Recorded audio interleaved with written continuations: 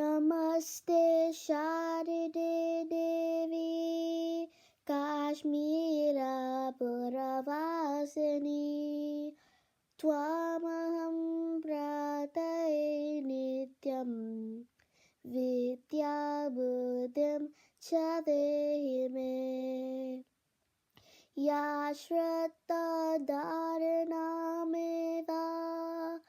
वाग्देवी विधिवल्लभा भक्तचित्तग्रसदिना शर्मादि गुणदायिनी नमामि यामिनीनाथा लेकालङ्कृतकुतलां भवानीं भवसन्तापा निवापनसुधानदीं भद्रकाल्ये नमो नित्यं सरस्वत्यै नमो नमः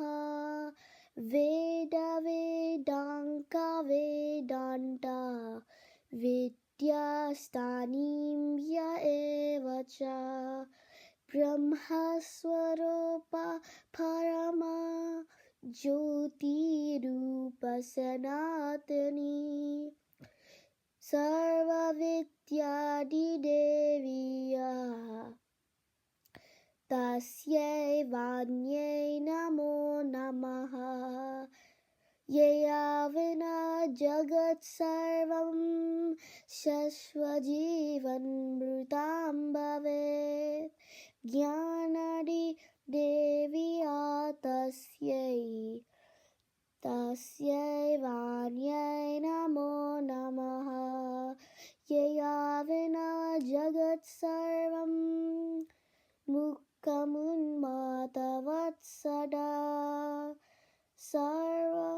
सर्वदा वादधिष्ठात्री तस्यै वाण्यै नमो नमः